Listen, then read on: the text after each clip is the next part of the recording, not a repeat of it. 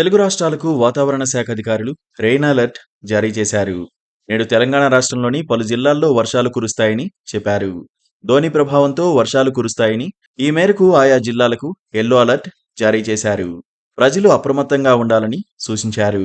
June మొదటి వారం నుంచే వర్షాలు కురవగా ఆగస్టులో మాత్రం అంతగా కురవలేదు. ఇక సెప్టెంబర్ నెలలో అతివృష్టిగా భారీ వర్షాలు కురిశాయి.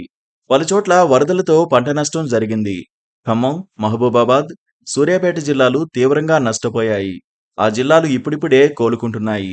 మరోసారి రెయిన్ అలర్ట్ జారీ చేసింది హైదరాబాద్ వాతావరణ శాఖ. రాష్ట్రంలో నేటి నుంచి 2 రోజుల పాటు వర్షాలు కురిసే ఛాన్స్ ఉందని అధికారులు వెల్లడించారు. నేడు రేపు రాష్ట్రంలో తేలికపాటి నుంచి ఓ మోస్తరు వర్షాలు కురుస్తాయని చెప్పారు. బంగాళాఖాతం నుంచి లక్షద్వీప్ వరకు ఒక ద్రోణి ఏర్పడిందని, లక్షద్వీప్ దగ్గర మరో అల్పపీడనం ఏర్పడే ఛాన్స్ ఉందని చెప్పారు. దీని ప్రభావంతో తెలుగు రాష్ట్రాల్లో వచ్చే 2 రోజుల పాటు తేలికపాటి నుంచి ఓ మోస్తరు వర్షాలకు అవకాశాలు ఎక్కువగా ఉన్నాయని అన్నారు. ఉదయం నుంచి మధ్యాహ్నం వరకు మేఘాలు వస్తూ పోతూ ఉంటాయని వెల్లడించారు. సాయంత్రం 4 తర్వాత ఉత్తర తెలంగాణలో తేలికపాటి నుంచి ఓ మోస్తరు వర్షాలు కురిసే అవకాశం ఉందని అన్నారు. కొన్ని చోట్ల అర్ధరాత్రి వరకు కూడా జల్లులు పడొచ్చని చెప్పారు. ఇక హైదరాబాద్ నగరంలో ఉదయం పొడి వాతావరణం ఉంటుందని, మధ్యాహ్నం తర్వాత ఆకాశం మేఘావృతమవుతుందని అధికారులు తెలిపారు. సాయంత్రం తర్వాత నగరంలోని పలు ప్రాంతాల్లో తేలికపాటి జల్లులు కురిసే అవకాశం ఉన్నట్లు వెల్లడించారు.